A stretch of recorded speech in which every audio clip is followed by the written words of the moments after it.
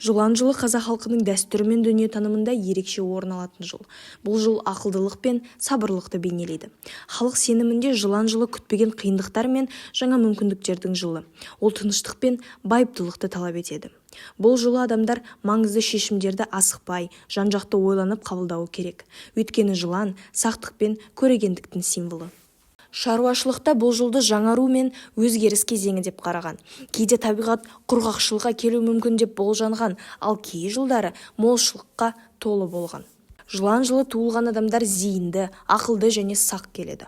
Олар өмірдегі мәселелерді байыппен шешуге бейім.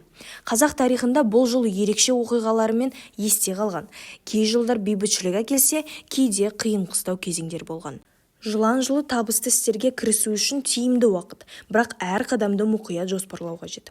Нумерологтар мен астрологтар жылан жылын өзгеріс пен дамудың символы деп атайды. Біріншіден, терең интуиция жылы, ішкі түйсікке сеніп, маңызды шешімдер қабылдау үшін қолайлы кезең. Екіншіден, трансформация уақыты, өткенді артта қалдырып, жаңа бастамалар жасауға мүмкіндік. Үшіншіден, сабыр мен ақылдылық, әрекетті мұқият жоспарлау жетістікке жеткізеді деп айтылады. Жылан жылы инвестиция салу мен материалдық молшылық үшін тиімді уақыт. Өз-өзіңді дамытып, ішкі үйлесім табуға назар аудару қажет. Осы жылы жақындармен байланысқа мән беріп, өтірік пен қулықтан сақ болу керек.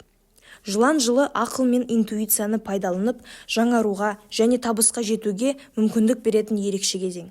Бұл жыл сізге жаңа мүмкіндіктер мен мол табыс әкелсін.